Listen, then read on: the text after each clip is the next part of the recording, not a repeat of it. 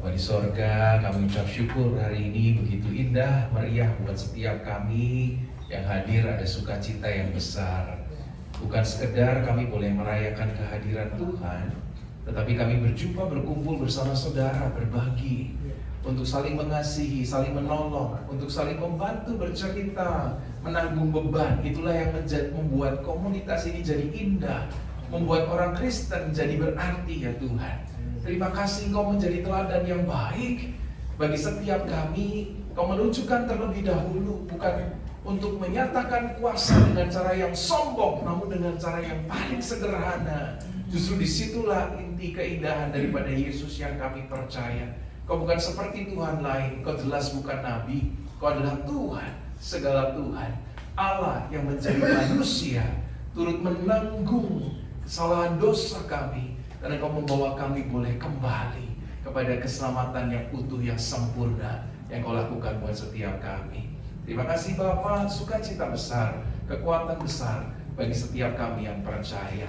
Hari ini kami mau dengar firman Tuhan, sumber kekuatan kami, sumber kehidupan bagi kami. Tidak ada kebenaran lain selain daripada firman Tuhan yang layak untuk dipercaya, dipegang teguh, jalan yang utuh untuk kami ikuti sampai kepada kekekalan. Dunia dan isinya akan sirna, firman-Mu kekal selama-lamanya. Ajar kami tidak hanya mendengar, tapi lakukan firman, bahkan hidupi firman setiap waktu di dalam-Mu senantiasa. Hanya di dalam nama Yesus kami berdoa, haleluya. Kita bersama katakan amin, amin, amin. Oh, ini agak susah nih, saya lihatnya agak kecepit nih, agak nengok-nengok susah nih. Saya gimana ya? Soal aja ya. Ini kalau gini kecepit lagi nggak bisa balik nih. Saya pelayanan di Kalimantan Utara berapa hari, jalan-jalan, naik kapal, angkat-angkat koper, pulang kangen anak, gendong-gendong, jalan ya kan, besoknya mampat. Jadi emang usia nggak bisa bohong. Ya itu aja sih. Dulu saya masih kuat begitu, sekarang dikit-dikit udah hati-hati ya. Ya usia nggak bisa bohong. Bapak Ibu Saudara, mungkin yang belum kenal, nama saya Alvin Kurniawan. Kalau yang di Mangga Besar saya berapa kali ke sana. Lalu kayaknya itu aja GKRI ya, saya tahu. Yang lainnya ternyata banyak ya. Dan ngumpul ini GKRI semua ya. Masih Kristen semua kan ya. Jangan-jangan ya. Yang jelas kita makan babi, haleluya. Korbannya hari ini apa? Babi itu haram dalam Alkitab ya. Oke. Saya pendeta juga penyanyi, saya sekarang masih juga nyanyi. Saya hamba Tuhan di Betel Taman Palem Lestari di Cengkareng. Ya, saya masih menyanyi sampai sekarang, masih aktif band kami namanya Bass Jam. Kalau masih ada yang ingat, kalau masih ada yang ingat berarti umur kita tidak jauh. Oke, sadar juga. Berarti kita mirip-mirip. Ya nggak apa-apa juga ya. Yang penting tadi kan bilangnya yang muda berdiri. Kurang lengkap, yang tampak muda juga berdiri. Nggak bisa ditipu yang di dalam sudah tua. Hari ini kita punya tema yang saya tangkap dengan sebuah cara yang paling sederhana. Ya, kesederhanaan di palungan, kemewahan di langitnya. Mungkin kita baca terlebih dahulu ya, Lukas 2 ayat yang ke-10 sampai 20. Bapak Ibu buru-buru nggak ya? Ya saya santai aja boleh ya. Kalau panjang-panjang, pendek-pendek lah ya gitu ya. Oke. Lukas 2 ayat 10 sampai 20. Supaya sah kita baca firman Tuhan hari ini. Belum ini ya, saat teduh siapa tahu ada yang lupa. Lalu kata malaikat itu kepada mereka, jangan takut sebab sesungguhnya aku memberitakan kepadamu kesukaan besar untuk seluruh bangsa. Hari ini telah lahir bagimu juru selamat, yaitu Kristus Tuhan di kota Daud. Dan inilah tandanya bagimu. Kamu akan menjumpai seorang bayi dibungkus dengan kain lampin dan terbaring di dalam palungan. Dan tiba-tiba tampaklah bersama-sama dengan malaikat itu sejumlah besar bala tentara sorga yang memuji Allah, katanya, kemuliaan bagi Allah di tempat yang maha tinggi dan damai sejahtera di bumi di antara manusia yang berkenan kepadanya. Setelah malaikat-malaikat itu meninggalkan mereka dan kembali ke sorga, gembala-gembala itu berkata seorang kepada yang lain, marilah kita pergi ke Bethlehem untuk melihat apa yang terjadi di sana, seperti yang diberitahukan Tuhan kepada kita. Lalu mereka cepat-cepat berangkat dan menjumpai Maria dan Yusuf dan bayi itu yang sedang berbaring di dalam palungan. Dan ketika mereka melihatnya, mereka memberitahukan apa yang telah dikatakan kepada mereka tentang anak itu. Dan semua orang yang mendengarnya heran tentang apa yang dikatakan gembala-gembala itu kepada mereka. Tetapi Maria menyimpan segala perkara itu di dalam hatinya dan merenungkannya. Maka kembalilah gembala-gembala itu sambil memuji dan memuliakan Allah, karena segala sesuatu yang mereka dengar dan mereka lihat, semuanya sesuai dengan apa yang telah dikatakan kepada mereka. Saudaraku, hari ini saya mau berbagi mungkin cerita Natal yang kurang populer di antara orang Kristen. Hari ini saya mau ajak setiap saudara untuk melihat kebesaran Tuhan justru di dalam kesederhanaan. Yang menjadi Kristen berbeda itu bukan dari bawah naik ke atas, tetapi yang paling membuat beda dari Kristen, yang di atas mau turun ke bawah. Kita orang-orang Kristen yang jujur aja, dari dulu sekarang mungkin selama-lamanya, kita dibilang pokoknya kalau bisa Kristen itu naik terus dan gak turun-turun. Lupa daratan saudara tampaknya ya. Pengennya naik terus. Kayaknya tuh berkat Tuhan itu muncul kalau kita tuh bisa naik terus. Saya mau kasih tahu hari ini kepada saudara, ingat kembali, berkat yang terbesar itu bukan ketika kita naik terus, tetapi karena ada seseorang yang mau turun dari tempat yang tertinggi ke tempat yang paling rendah demi Anda dan saya. Jadi ini sepertinya ceritanya tidak terlalu populer, saudara. Sebab kekristenan dipandang sebagai kayaknya agama yang kayaknya kok baik-baik aja, semua jadi orang Kristen tuh pasti ya lancar, Tuhan berkati dan lain sebagainya. Saya percaya di satu sisi itu Tuhan baik dan Tuhan berkati kita. Tetapi kekristenan yang kita baca Natal adalah ketika Tuhan mau merendahkan dirinya menjadi teladan. Kekuasaan besar justru ditemukan dari kesederhanaan. Ini yang saya mau coba untuk kita ajak bersama-sama. Saya belum lama saya disuruh nyanyi, saya jadi song leader. Saya sendiri menemukannya dengan cara yang unik menurut saya. Saya song leader, temanya adalah Immanuel, Allah terang yang jadi manusia. Lalu kemudian saya nyanyiin lah itu lagunya. Lagunya persis sama kayak ayat yang tadi, ayat yang ke-14. Ada yang tahu lagunya ya? Kemuliaan bagi Allah di tempat maha tinggi, surga bumi bersorak. Anda tahu lagunya? Nggak ada ya? Kalau nggak tahu nggak apa-apa juga. Kalau yang tahu juga nggak apa-apa. Yang tahu nyanyiin dapat parkir gratis boleh ya? Udah gratis kalau saya. Saya nyanyi itu dan kemudian saya tersadar setelah nyanyi. Ayat ini ngomong, malaikat itu memuji Tuhan. Lah bayinya sudah lahir, tuh ayat yang ke-12. Nanti tandanya kamu akan melihat bayi dibungkus kain lampin di sebuah kandang, saudara. Lalu kemudian malaikat memuji, kemuliaan bagi Allah di mana? Tempat yang maha tinggi. Nah, surganya di mana nih?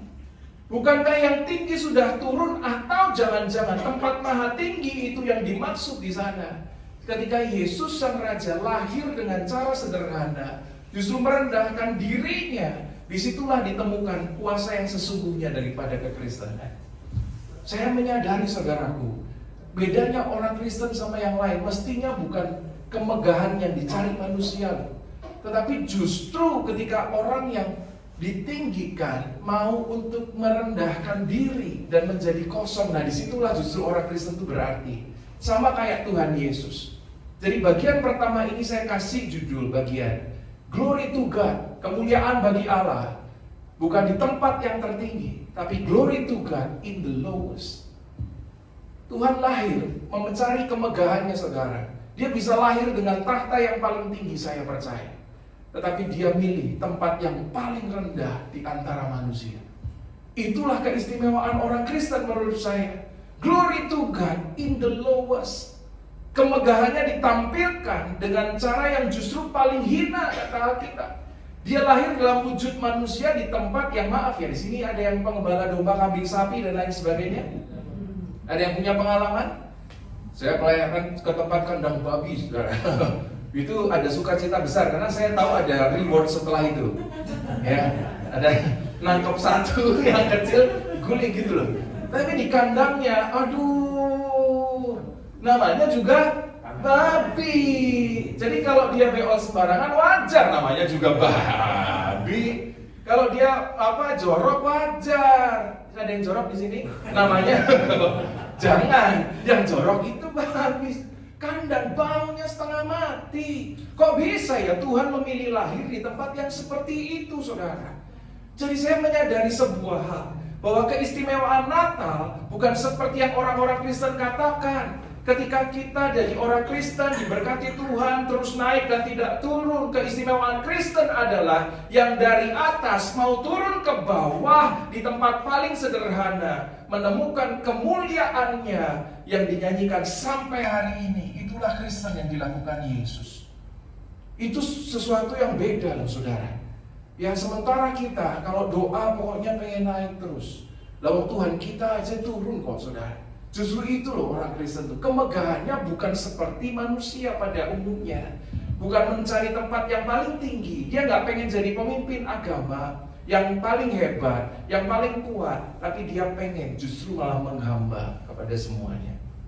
Itulah Kristen yang kita baca. Tidak populer sepertinya, tapi itulah kemuliaan di tempat bagi Allah. Mungkin bukan di tempat yang tertinggi, tapi tempat tertinggi sudah pindah di sebuah kandang, saudara. Saya belum lama ketemu dalam pelayanan. Ini mungkin kalau Kosim cocok nih, dulu yang kenalin saya sama Pak Ades namanya Kosim. Pada kenal nggak? Lalu kemudian Muslim. Ada satu kalimat yang jujur ya bagi saya itu sebenarnya kalau misalnya mau didebat tuh kayak menyakitkan, kadang-kadang begitu. Tapi mereka cuma bilang gini sih, nggak mungkin lah, Yesus tuh nggak mungkin Tuhan gitu. Itu kan salah satu dalil ya. Tidak mungkin Yesus itu Tuhan. Mana ada, Yesus itu kan nabi, manusia lahir di tengah-tengah kita, daging dan lain sebagainya. Sudahlah, Yesus itu tidak mungkin Tuhan. Dalilnya mereka disampaikan. Ini semuanya beberapa agama lain, dan kemudian saya yang kebetulan jadi orang Kristen sendirian. Tapi hari itu saya menemukan sebuah kebenaran yang memang seharusnya ada bagi orang kita. Dan saya bilang, saya setuju, saudara-saudara semuanya. Teman-teman, saya setuju. Tidak mungkin Yesus adalah Tuhan yang kamu sebut. Tidak mungkin ada manusia bisa jadi Tuhan. Tapi Yesus yang aku kenal, Dia Tuhan yang jadi manusia. Dan itu mungkin. Tidak banyak. Gak mungkin ada manusia jadi Tuhan. Setuju saya. Tapi mungkin Yesus yang kamu kenal bukan Yesus yang saya kenal. Yesus yang saya kenal justru melepaskan kemuliaannya. Dia mencari tahta di tempat yang terendah. Di dalam kesederhanaan ditemukan kekuatan yang sejati. Itulah Yesus yang saya kenal. Dia bukan manusia jadi Tuhan karena mati. Dia Tuhan jadi manusia karena dosa Anda dan saya. Dia dilahirkan untuk menyelamatkan kita. Glory to God in the lowest, di tempat yang paling rendah. Kadang-kadang kita kecewa melihat berita seperti ini, saudaraku. Bahkan murid-murid pun waktu itu juga kecewa kalau kita lihat. Ya, silakan duduk yang di depan VIP, di belakang tingkat kelas 1, yang kelas 2. Yang di depan dapat snack, Tante. Iya, di sini depan dapat snack. Yang belakang enggak. Oke. Apa? Biar kelihatan orangnya. Iya.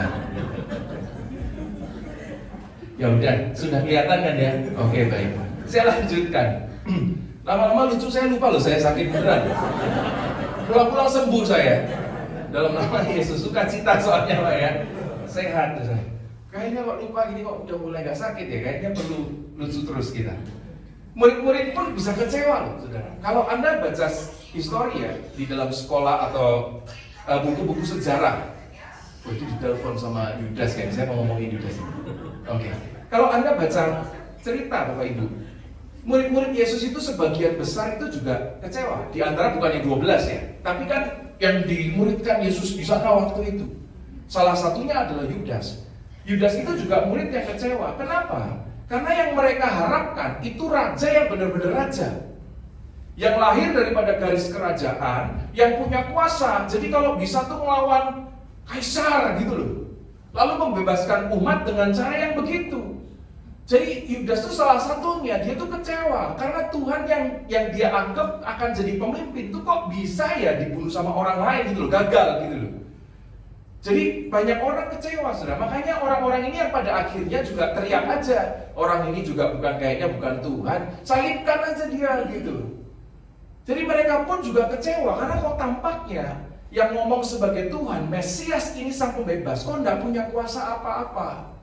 Gitu loh, justru malah munculnya bersama dengan kumpulan penjahat, kumpulan penyamun duduk makan bersama-sama dengan mereka, pemungut cukai dia datengin, mohon maaf ya kadang ada pelacur kisah di sana, kok Mesias kok kayak gini gitu loh.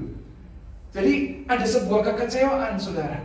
Nah mungkin ya, kalau kita tarik tema ini bagi kita kehidupan sekarang, mungkin kita juga bisa mengalami hal yang sama. Berapa yang masih banyak orang Kristen percaya kalau kemegahan itu ditemukan dengan cara-cara yang memang kita punya jabatan yang bagus. Kata diberkati Tuhan itu kalau yang miskin jadi kaya. Dan selalu begitu naik terus dan tidak turun kalau bisa. Makanya zaman sekarang bahkan termasuk orang Kristen punya kebiasaan, dan ini tolong tidak ada di tempat ini, istilahnya namanya flexing. Anda tahu flexing? Flexing itu apa ya? Pamer gitu aja lah ya. Pamer. Ya. Nanti pura-pura, hari ini saya mau cuci mobil padahal baru beli mobil baru gitu loh, tapi biar kelihatan. Ada aja orang-orang tuh yang modelnya tuh begitu. Jadi semua orang tuh kayaknya pengen ditinggikan memang dengan cara saya ini punya, saya ini makin hebat, saya ini punya jabatan. Dan seperti itu aja terus. Bahkan mohon maaf ya, saya mau bikin statement, mohon maaf jangan benci saya. Bahkan iman pun bagi orang Kristen sekarang digunakan untuk mencari kemegahan diri kita sendiri. Saya ulangi, bahkan iman pun kita gunakan untuk mencari kemegahan diri kita sendiri. Coba ya jujur, kalau kita di sini ada yang berdoa pakai iman, Anda minta apa? Lewat rumah bagus, Tuhan dalam nama Yesus, aku percaya, kan gitu kan ya? Nanti kalau ada mobil yang pengen kita dalam nama Yesus, bukankah semua itu kau gunakan untuk kemegahanmu sendiri? Saudara, kalau yang kau imani mesti terjadi. Kalau saya imani pasti terjadi. Permintaan saya satu, saya akan bisa hidup suci selama-lamanya sampai mati, sampai kekal menjemput saya.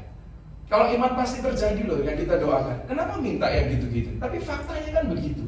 Bahkan iman Kristen pun sampai hari ini, saudara, kita pakai untuk kepentingan kemegahan kita sendiri, untuk kehebatan kita sendiri. Tuhan, kami gak punya tempat, tapi hari ini kami berdoa, di dalam nama Yesus kami beriman, gedung sebelah kebeli. Kan doanya gereja gitu. Loh tapi kan iya kan? Bisa gak? Bisa ya. Bahkan iman pun kita pakai untuk apa? Kemegahan diri kita sendiri. Kita itu tuh gak ngerti, saudara. Tuhan Yesus itu bukan naik jadi besar, Dia besar jadi kecil untuk kita. Dan itu kekristenan yang kita kenal gitu loh seharusnya. Natal itu adalah begitu, saudara. Sementara kita merayakan Natal dengan meriah, sumber Natal itu melepaskan semua yang dia punya untuk menjadi rendah, paling hina di antara manusia. Dan dengan pengajaran yang begitu hebat, saudara, dia mengeluarkan pengajarannya yang begini. Ya, kita buka sama-sama Matius 20. Matius 20 ayat 26 sampai 28. Ya, ini memang agak kurang populer sebenarnya kalau kita Natalan lihatnya begini. Kenapa ya gitu? Tapi justru kesederhanaan ini bisa menjadi kekuatan orang Kristen. Kalau kita mau lihat pengajarannya Yesus, inilah yang Tuhan ajarkan. Ya, tidakkah demikian di antara kamu? Barang siapa ingin menjadi apa? Besar di antara kamu, hendaklah ia menjadi pelayan. Jadi yang menjadi besar itu justru malah dijadikan pelayan. Itulah ajaran Tuhan. Dan barang siapa ingin menjadi yang paling terkemuka di antara kamu, hendaklah ia menjadi hambamu. Lah sekarang yang hamba Tuhan aja pengen jadi besar, kalau bisa sebesar-besarnya di dunia ini, mencari kemegahan bagi dirinya sendiri. Kadang-kadang saudara, kita tuh melihat hal-hal yang agak unik gitu loh. Kenapa ya kok di gereja nggak bisa menemukan kekristenan yang seperti yang Yesus ajarkan? Itu kan jadi kita kayak masukan buat diri kita sendiri. Kita ini kan orang gereja punya ya kadang-kadang rapat sinode yang besar-besar gitu, di gedung yang besar. Saya nggak ngerti loh, setiap pendeta besar itu punya parkiran sendiri. Dia mau datang telat tetap punya aja parkirnya depan pintu gereja. Lah kita ini yang rajin-rajin datang 1 jam sebelum, 1 jam tetap parkirnya jauh. Karena mobil kita jelek. Tapi ya begitulah keadaannya. Kok bisa ya? Saya tuh mikir loh, kalau itu terjadi di tempat lain mungkin loh, saya wajar lah. Parkirnya Pak Menteri, parkirnya Presiden. Lah kok gereja ya? Saya tuh merasanya gitu. Ada? Enggak ya gitu. Kayaknya kalau saya merasanya gitu. Kok bisa ya? Justru seharusnya kalau dia mau meneladani Yesus, dia makin besar. Justru kalau bisa naik Gojek aja Pak, gitu Pak. Gitu. Kita kan lihatnya malah, hebat ya pendeta ini sederhana gitu. Tapi tidak loh, orang Kristen tuh mencari kebesarannya dengan cara yang lain. Sementara Yesus justru dia melepaskan kebesarannya untuk mencari kemuliaan yang sesungguhnya. Nah semoga kita bisa mengerti hal itu Bapak Ibu Saudara. Bahwa kekuatan yang terbesar dari orang Kristen itu bukan ketika kita naik terus dan tidak turun, tetapi ketika kita mau merendahkan diri kita di hadapan Tuhan, kita akan menemukan kebesaran di sana. Menjadi hamba, menjadi pelayan bagi sesamamu. Disitulah kebesaran kebanggaan kita jadi orang Kristen. Amin. Ini kan kebetulan komunitas, ya menurut saya sih pelayanan di sana lupain dulu lah dengan jabatan-jabatannya. Yang penting di sini saling mengasihi. Udah itu aja lah yang paling benar. Saling melayani, percuma lah pelayanan di sana sini sana besar tapi satu sama lain musuhan ya kan. Buat apa gitu loh, gak ada gunanya menurut saya. Lebih baik ya sudahlah, yang di sana mau jabatan apa, yang penting saling mengasihi, saling jadi pelayan bagi yang lain, saling tolong dan lain sebagainya. Disitulah letak keindahan orang Kristen. Amin. Ya, kok amin ini kayaknya. Kamu punya kepahitan kayaknya belum dari aroma-aromanya ini ada kepahitan di sini kayaknya ada. Gitu ya. Ya. Itu tadi bukan titipan ya Pak ya. Saya nggak disuruh dia ngomong apa-apa. Kalau benar itu sebuah kebetulan semata. Tolong jangan dimarahi, jangan dipecat apalagi. Cuman kebetulan aja. Saudaraku, kita ini ya, tolong kita bisa milih ya, semestinya ya. Kata yang kita harus pilih bahwa ajaran Yesus itu cukup buat kita. Jadi orang Kristen tolong jangan ditambah-tambahin yang lain. Ya, artinya gini. Saya kemarin dapat sebuah hikmat sederhana ya, contohnya aja. Soal percaya sama Yesus, kami pelayanan di sana. Lalu biasanya orang kalau pelayanan tuh gini, udah doa sama-sama kumpul gitu. Tadi hampir lupa berdoa kita ya. Kita doa terus masih gini, semoga nanti cuaca cerah dan lain sebagainya. Gitu. Lalu kemudian setelah pelayanan lancar semua. Lalu kita cerita, puji Tuhan ya, Tuhan berkati kita, Tuhan mudahkan, dan kita doa kita dijawab sama Tuhan. Hari ini Tuhan nggak bikin cuaca hujan, gitu ya. Lalu berbangga hati karena apa yang didoakan terjadi. Menurut saya ya saudaraku, ketika saya dengerin gitu tuh kayak, kalau Tuhan kabulkan cuaca nggak hujan, baru kamu mau datang, itu imanmu tuh bukan kuat loh. Justru imanmu lemah. Makanya Tuhan jawab doamu. Karena kalau hujan kan nggak datang ibadah kan. Justru kalau iman kuat, Tuhan nggak perlu jawab doanya dan kau tetap beribadah itu loh. Iya nggak, mestinya kan gitu kan. Saya tuh merasanya orang Kristen tuh justru kadang-kadang melepaskan nilai-nilai yang benar dari Kristen, lalu kemudian dibungkus dengan cara yang macam-macam, sehingga kayaknya di sisi satu tuh berkat Tuhan tuh kalau sukses, kalau yang sakit sembuh, kalau yang miskin kaya, itu namanya berkat. Sementara kalau biasa aja kayaknya kok nggak diberkati Tuhan. Dan faktanya saudara, banyak orang Kristen yang melepaskan Tuhan dengan cara yang seperti itu, dan itu menyakitkan buat saya pun sebagai orang Kristen. Itu tuh kayak kita melihat betapa, maaf ya, lugunya orang-orang Kristen. Kenapa dia melepaskan sesuatu yang lebih berarti untuk sesuatu yang murah? Saya ada ilustrasi untuk menjelaskan sedikit. Karena orang Kristen itu begini ya, saudara. Mestinya kalau kita paham, nanti kekristenan kita jadi lebih kuat. Saya punya cerita salah satu favorit saya untuk menjelaskan Yesus. Saya pun percaya Tuhan lebih karena hal ini sebenarnya. Ceritanya sederhana gini. Saya waktu di Jakarta itu tahun 2008. 2005 saya ikut ajang yang bukan coba-coba itu, ya, yang di TV itu loh, bukan ajang coba-coba yang ada jogetnya gitu, ya untuk cari penyanyi dan lain sebagainya. Nah itu 2005 saya udah selesai, terus karena satu dan lain hal banyak kesaksian, saya pulang ke Yogyakarta, saya kembali lagi 2008, naik motor. 2008 saya ke Jakarta itu naik motor, jadi itu yang saya punya, hidup sederhana. Lalu kemudian satu-satunya alasan saya untuk berusaha cari mobil itu karena mohon maaf ya, bukannya sombong, pacar saya itu nggak mau naik mobil, nggak mau naik motor. Jadi itu alasan saya cari mobil. Ya, jadi saya punya pacar yang tidak mau naik motor. Saya juga nggak tahu kenapa saya pacarin gitu. Padahal naik motor asik ya, asik ya, setuju ya? Adem ya. Lalu kemudian saya tuh mikir-mikir, wah repot nih kalau saya begini, repot juga. Karena saya tuh sebenarnya dari awal emang sudah suka namanya kesederhanaan, itu saya suka. Kok kamu nggak mau naik motor, kenapa ya? Gitu. Nah dia memberikan sebuah alasan yang masuk akal bagi saya. Dia bilang gini, sorry ya sayang Cie ya, kan namanya juga pacaran. Kita itu kalau janjian, ya sebelum kamu datang, aku tuh 2 jam sebelumnya itu udah dandan.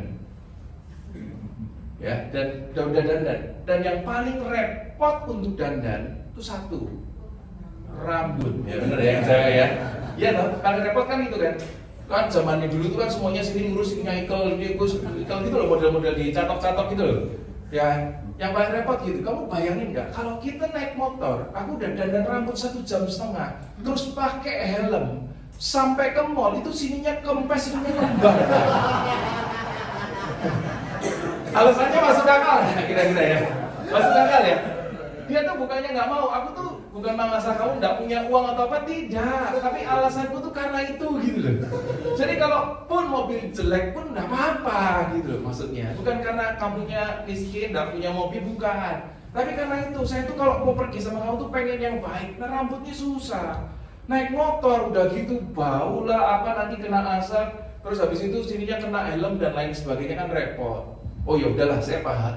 Nah, proses itu tuh saya jadi tiba-tiba saya langsung punya kekuatan. Dan kalau namanya pria gitu ya, pengen memenuhi kebutuhan calon gitu ya. Lalu kemudian saya dengan cara yang cepat, saya telepon, ada pameran waktu itu masih di Senayan. Saya minta tolong karena keluarga saya di Jakarta itu tidak ada. Ya, papa saya juga sudah meninggal. Jadi saya tidak punya keluarga di Jakarta. Saya tanya om, saya punya om satu gitu. Dan dia orang yang berhasil. Tapi bukan om dekat, om jauh lah. Ya ada kan om adiknya papa mama sama keluarga yang sana jauh kan ada gitu. Nah ini om jauh.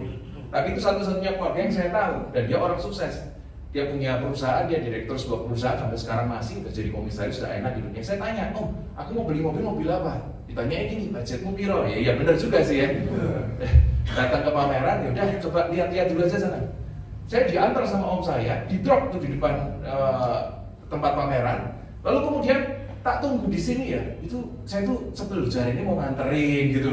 Nganterin kan saya mau dianterin lihat-lihat gitu. Saya lihat-lihat, saya nggak tahu mana yang bagus, saya belum punya pengetahuan, saya ambilin aja brosurnya. Yang kira-kira harga yang mampu saya beli. Levelnya level low entry lah ya. Yang harganya segitu, saya ambilin aja. Model-model Kia Picanto lah, yang kecil-kecil lah waktu itu. Lalu kemudian setelah pulang saya laporan, saya jengkel sebenarnya sama om saya. Saya tuh pengen minta tolong supaya kamu kasih saya masukan. Saya ini bodoh sama sekali, saya nggak punya pengetahuan soal mobil. Lalu kalau saya mau beli paling nggak cari yang nyaman kan Anda tahu. Lalu saya tunjukin brosur-brosurnya, dia jelasin. Aku juga nggak tahu ini mobil-mobil apa ya. Nyebelin banget ya. Terus dia jawab begini, ini yang membuat iman saya itu berubah sama saya itu gara-gara jawaban pakai bahasa Jawa. Dia bilang gini, Vin, sorry banget, sorry. Bukannya aku mau nyombong apa, sorry banget. Aku ini juga nggak ngerti ini mobil apa. Kurang lebih dari 10 tahun yang lalu, kantorku tuh ngasih aku mobil yang bulat bagi 3 itu. Tiap hari aku tuh naiknya mobil itu udah sejak 10 tahun yang lalu. Jadi aku tuh nggak tahu mobil-mobil itu sekarang enak apa enggak. Dan kalau kamu nanya mana yang bagus, jujur ya, nggak ada yang bagus, semuanya jelek buat aku. Sakit hati nggak lucu gitu ya. Jadi kamu minta tolong aku tuh percuma. Kenapa? Aku naiknya udah sesuatu yang lebih baik gitu loh. Lah, ya bener gak saya? Tapi tak pikir-pikir ya, ini omku ini sombong tapi bener ya, gimana ya gitu loh. Nah pulang itu saya mikir loh, waktu saya perjalanan saya percaya Tuhan Yesus itu terngiang di dalam hidup saya. Saudaraku, kalau kita setiap hari sudah menghidupi kekristenan yang baik, yang percaya sama Yesus, yang katakan Yesus cukup bagi kita, mestinya ya sama uang kita nggak katrok segitunya loh. Karena kita sudah hidup di tempat yang terbaik daripada yang semuanya. Betul apa tidak ya? Kalau kita sudah pegang sesuatu yang lebih baik, dikasih yang lebih murah, kok mau gitu loh? Kan jadi aneh. Kalau Anda di sini ada yang naik mobil-mobil mahal, misalnya Alphard lah atau Camry gitu, tak tukar sama Wuling, mau nggak kira-kira di sini? Kalau ada yang mau, dengan senang hati saya berkata, puji Tuhan. Tapi Anda kan diketawain orang lain. Kok maaf ya? Kok agak itu ya kamu ya gitu loh. Kok mau? Nah sama saudaraku. Yang Anda pegang dari kekristenan itu yang mana sebenarnya? Kalau Anda pegang iman kita di dalam Yesus Kristus yang punya kebesaran, bukan karena kekayaan dan lain sebagainya. Kenapa kita sampai sekarang kalau dapat kesempatan korupsi masih mau gitu loh? Kenapa uang jadi lebih berarti daripada Yesus? Mengapa iman kita tidak seberarti itu? Mestinya kalau kita sudah hidup dalam sesuatu yang lebih mahal, yang lebih murah, jadi tidak ada arti dan nilainya bagi kita. Semestinya kan begitu saudaraku yang terkasih. Jadi saya tanyakan kepada kita, iman kita sampai hari ini sejauh apa saudaraku? Apakah kita mempercayai Yesus yang bagaimana? Yang menurut saya seharusnya sama seperti teladannya Yesus. Kita menemukan iman bukan karena kita naik, dibikin kaya, dibikin hebat. Tapi kita karena meneladani Yesus pun di tempat tertinggi, mau jadi sederhana. Mestinya kita meneladani iman kita seperti itu. Urusan yang lain saya percaya Tuhan baik, Dia pasti berkati saudara. Tapi menurut saya tidak usah dicari yang begituan saudaraku. Kita teladani Yesus, Dia mencari kemuliaannya justru dalam kesederhanaan, di tempat yang paling hina. Glory to God in the lowest. Nah yang kedua, kita lanjutkan ayatnya kalau masih ada tadi saya. Matius 20 ayat 28. Ya tadi kita baca ayat 26-27. Ini bagian yang kedua. Tidakkah demikian di antara kamu, barang siapa ingin menjadi besar di antara kamu, hendaklah ia menjadi pelayanmu, dan barang siapa ingin menjadi terkemuka di antara kamu, hendaklah ia menjadi hambamu. 28. Sama seperti anak manusia datang bukan untuk melainkan untuk dan untuk memberikan nyawanya bagi tebusan bagi banyak orang. Saudaraku, yang kedua, not to be served but to serve. Itulah Yesus yang saya kenal. Yesus datang bukan untuk mencari pelayanan, bukan untuk dilayani saudara. Dia datang justru untuk melayani orang lain. Kan kayaknya beda toh dengan apa yang kita pelajari sampai sekarang. Lah kalau kita percaya sama ayat itu, saya tanya, kalau itu pelayanan untuk apa sebenarnya yang kita lakukan? Orang Yesus datang bukan untuk dilayani kok. Saudaraku di sini yang pelayanan, ada banyak, semuanya pelayanan. Ada pelayanan? Ada pelayanan? Kira-kira Yesus minta dilayani apa tidak? Tidak. Jadi pelayanan kita untuk apa sebenarnya? Menyenangkan siapa? Menyenangkan Tuhan. Tapi pelayanan kita kepada siapa kalau gitu? Loh, ada sesuatu yang ngomong. Sekarang jadi bisa, Pak. Udah sembuh bila sembuh. Betul nggak, saudara? Jadi kalau kita bicara pelayanan, sebenarnya kita melayani siapa? Kalau kita mau meladani Yesus, Yesus tuh nggak segitu mintanya loh sama pelayanan. Jadi menurut saya, kalau kita mau mengikut Yesus, saudaraku, Yesus cari 12 murid untuk apa? Untuk melayani dia kan? Yesus punya 70 murid untuk apa? Untuk melayani dia apa? Yesus mencari 12 muridnya dengan sebuah pesan, saudara, untuk melayani bersama dengan Yesus. Bukan untuk melayani Yesus loh, tetapi untuk melayani bersama dengan Yesus. Itu yang benar mestinya. Jadi Yesus itu tidak sebegitunya pengen dilayani, tetapi Dia mencari murid untuk melayani bersama-sama dengan Dia. Jadi kalau kita jadi orang Kristen, tiba-tiba karena engkau hebat dan tinggi, lalu engkau pengen dilayani, ada sesuatu yang salah. Menurut saya engkau gak diberkati, justru engkau digoda sama setan. Kalau engkau diberkati Tuhan, seharusnya engkau menemukan kekuatan untuk melayani seperti Yesus melayani, untuk melayani bersama Yesus, saudara. Jadi kalau kita mau kembali kepada Alkitab, panggilan untuk melayani adalah undangan daripada Allah, seperti Yesus untuk meneladani Yesus dalam tindakan pengorbanan dan kasih-Nya yang nyata kepada sesama. Itulah yang seharusnya kita lakukan di dalam kehidupan kita. Yesus datang bukan untuk mencari penghormatan, tapi Yesus justru melepaskan diri dalam kesederhanaan. Dia melayani saudara. Ada sebuah kejadian yang bikin kaget saudara di dalam Alkitab. Murid-murid itu kan, ini salah satunya ya, yang bikin beberapa murid kecewa ya. Mereka mengharapkan raja. Tiba-tiba waktu mereka kumpul, yang datang bawa ember sama kain, jongkok, bersihin kaki. Ironis ya saudara. Tetapi dia bilang, justru yang terbesar itulah yang mau menjadi pelayan. Dia tidak pernah tuh di dalam Alkitab begini, Petrus, kalau engkau mengasihi aku, maka engkau mestinya persembahkan duitmu lah. Kalau engkau mengasihi, mestinya kau kasih aku lah bunga, coklat, nyanyilah, G gitu. Yesus kayaknya nggak pernah begitu juga. Yesus tuh nggak pernah minta disembah gitu loh maksudnya. Tetapi waktu dia tanya, terus apakah kamu mengasihi aku? Jawabannya apa? Kalau engkau mengasihi aku, tuh lo lihat, gembalakanlah domba-dombamu yang hilang dari orang Israel. Yesus tuh tidak pernah egois saudara. Dia tidak pernah minta bagi dirinya sendiri. Mohon maaf ya, hamba Tuhan bisa egois loh. Gereja bisa banget egois. Kalau engkau mengasihi Tuhan, persembahkanlah hartamu bagi Tuhan. Tuhannya ketawa, siapa yang minta gitu. Tuhan apa siapa? Loh, Yesus itu tidak pernah kok. Tapi itulah faktanya. Dia datang bukan mencari pelayanan. Dia datang mengajak kita untuk melayani bersama-sama dengan Dia. Itulah keindahan saudara jadi orang Kristen. Jadi kalau kita tiba-tiba menjadi orang Kristen untuk mencari pelayanan daripada orang lain, Anda salah memilih kepercayaan saudara. Tuhan yang kita sembah bukan mencari untuk dipuji, disembah, ditinggikan. Sekalipun memang seharusnya demikian, tapi Dia datang menjadi teladan, mengajak murid-murid untuk melayani bersama dengan Dia. Siapa yang dilayani? Orang lain. Masih banyak di antara kita yang membutuhkan kasih Tuhan. Masih banyak saudara-saudaramu yang perlu kasih Tuhan. Disitulah peran kita bersama-sama dengan Yesus untuk melayani mereka. Saudaraku, tanggung jawab pelayanan kita itu bukan cuma gini loh. Anda ibadah, nyanyi, pulang, selesai Anda pelayanan. Tidak. Ya, tanggung jawab pelayananmu itu bukan cuma satu arah ke sana, tapi juga begini juga. Ya, kalau Anda pelayanan cuma masalah bisa nyanyi, main musik, nggak semua orang bisa pelayanan. Kalau pelayanan masalah cuma jadi dancer dan sebagainya, tambahan, nggak semua orang bisa pelayanan. Ya, itu adalah pelayanan khusus lah bagi orang-orang tertentu. Tapi tanggung jawab pelayanan itu sesama gitu loh.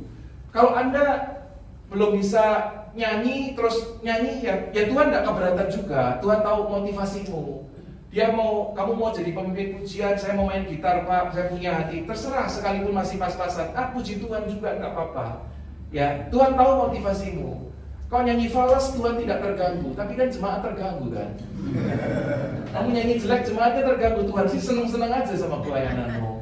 Tanggung jawabnya itu bukan cuma satu. Tapi sadar saudara, sama seperti Yesus, Dia nggak mencari pelayanan hidup kita. Pelayanannya bukan cuma ke sana, tetapi kita hidup untuk bersama-sama melayani seperti Yesus melayani. Satu sama lain kita melayani, kita mendukung di dalam doa, kita saling menguatkan. Disitulah letak keindahan orang Kristen yang sesungguhnya. Amin saudara. Jadi mari kita lihat kembali, kekristenan tidak selalu harus mencari tempat yang tinggi. Tempat maha tinggi bukan di atas, tapi yang di atas turun ke kandang domba. Yang jelek, paling sederhana dalam palungan. Tetapi tempat yang maha tinggi bukan karena tempatnya, tetapi karena ada Yesus dan seperti Yesus di sana. Semoga doa saya semuanya di tempat ini, semoga semua kita bisa menemukan kehormatan kita bukan karena harta yang kita miliki. Kehormatan, kemuliaan kita bukan karena jabatan kita yang tinggi, tetapi justru kita menemukan kebenaran, kehormatan ketika kita mau untuk saling melayani seperti Yesus melayani. Amin saudara. Saya mau tutup dengan sebuah ilustrasi. Saya bawa sesuatu ya. Nanti supaya kita ngerti, dan saya akan berakhir di sini. Saya mau izin teman yang saya kenal aja supaya nggak sakit hati. Siapa ya di sini? Cocok nggak? Jangan. Oh dia aja nih. Kayaknya lebih cocok. Gak gitu, Oki. Gak gitu. Dia bilang. Lebih cocok nggak? Sembuh. Oke. Sini, saya mau kasih tahu saudara. Sebenarnya pelayanan itu gini. Ini Yesus yang ajarin. Apa? Oh, di foto dulu.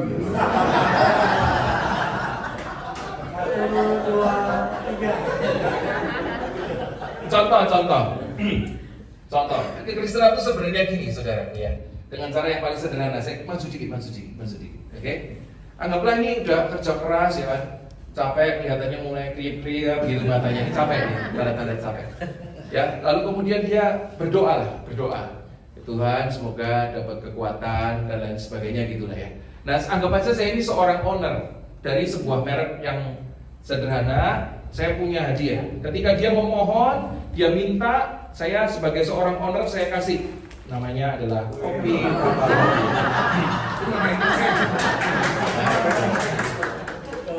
Saya kasih yang ngantuk kan. Nah, bagi saya, kalau saya owner ngasih segini, gampang apa susah? Gampang. Saya kayak owner kok ya. Bagi yang dikasih, dia cocok kan udah dapat segini. Kurang atau cukup? Cukup banyak ya. Wah, ini namanya jemaat yang rendah hati begini. Banyak jemaat itu serangan sudah tanpa disadari. Udah dikasih kurang terus. Tapi kalau ada lebih boleh. Udah, oke. Owner mah murah, tak kasih lagi. Owner satu renceng gini berapa loh? Owner punya banyak kan nggak ada masalah sudah ngasih begini ya. Cukup nggak? Cukup nggak ya? Saya nggak ngopi, tapi cukup nggak ya? Kira-kira? Cukup ya? Tapi karena saya owner, saya kasih lagi dah.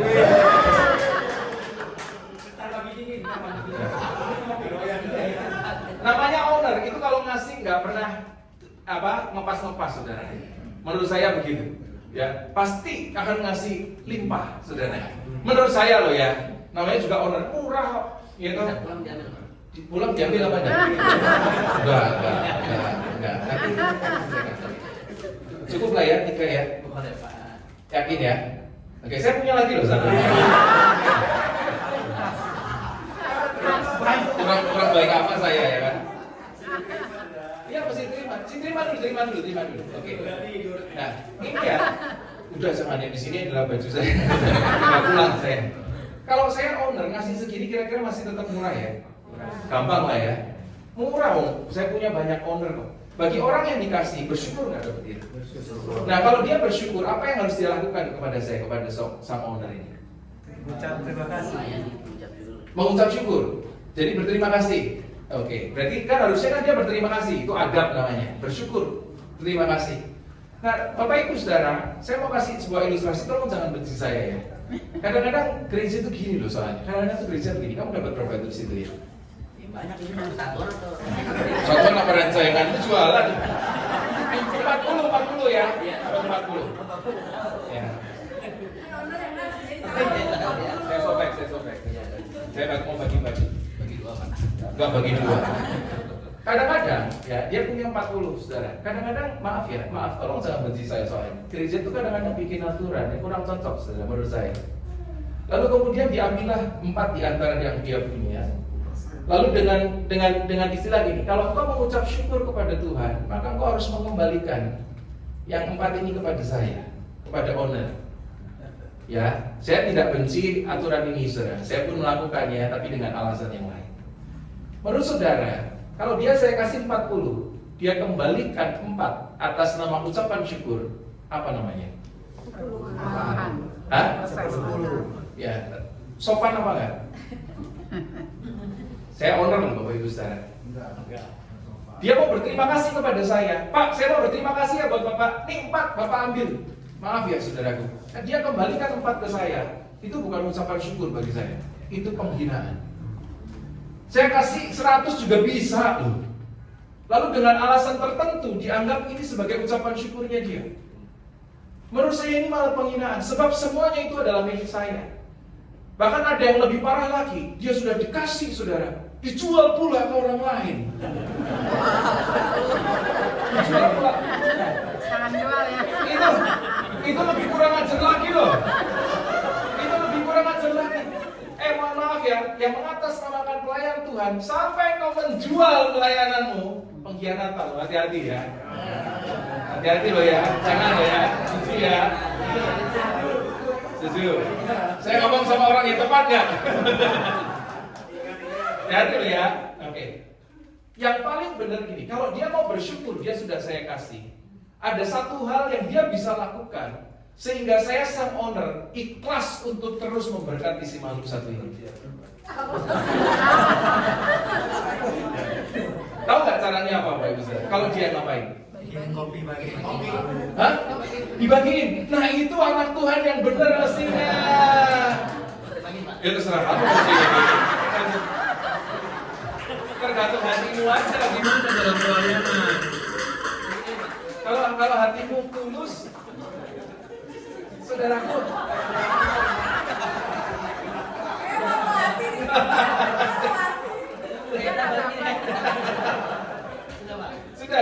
Sudah. Makasih ya. Dia benar-benar berbagi loh.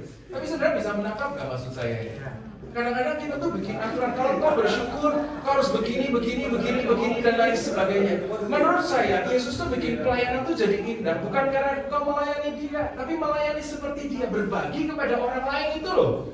Jadi orang Kristen tuh. Jadi intinya tuh justru kekuatan Kristen tuh di situ, saudara.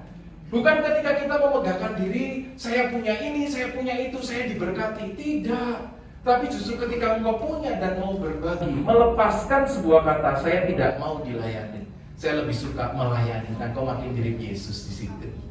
Bukan makin tinggi yang naik, saudara, tapi mau untuk merendahkan diri. Jadi saudaraku, kalau dari apa yang saya sampaikan tadi, pemain musik boleh saya rayu minta pertolongannya. Kita mau selesai. Jadi kesimpulannya, saudara, dari apa yang kita bahas, Yesus datang di dalam posisi yang justru bukan meninggikan, tapi dia dalam posisi yang merendahkan. Glory to God in the lowest. Bukan untuk meminta pelayanan, bukan untuk dilayani, tetapi Yesus datang untuk melayani kita dan sesama. Seharusnya demikian panggilan Tuhan kepada setiap kita di komunitas ini juga, saudaraku. Jadi mari kita bersama-sama untuk jadi besar di hadapan Tuhan, menjadi megah, jadi mulia, bukan di hadapan manusia dengan kata flexing, memamerkan kekayaan, kehebatan kita. Tapi mari sama-sama undangan untuk jadi besar dengan cara merendahkan diri sama seperti Yesus untuk saling mengasihi dan melayani. Semoga ini terjadi di antara kita, orang-orang Kristen di tempat ini. Bagi orang-orang yang mengaku Kristen, status kita yang terbaik adalah kita menjadi pelayan bagi orang lain, menjadi hamba, dan semuanya itu kiranya menyenangkan hati Tuhan. Jadi sekali lagi selamat Natal, Tuhan Yesus memberkati. Saudaraku ya, izinkan saya menyanyikan sebuah lagu, jangan disalah-salahin loh ya. Gara-gara gitu.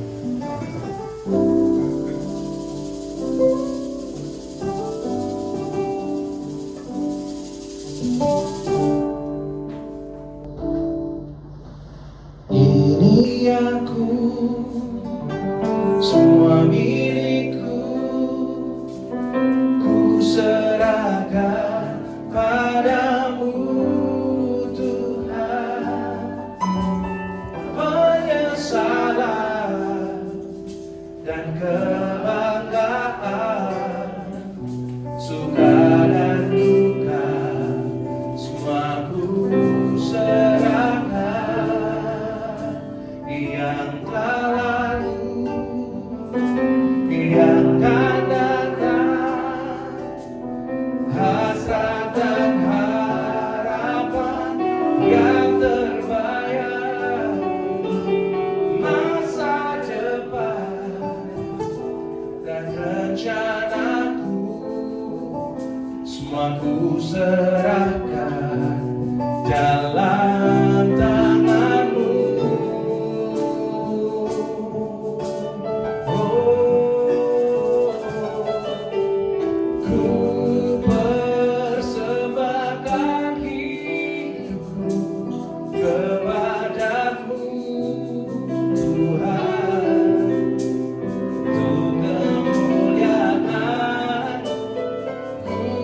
Berikan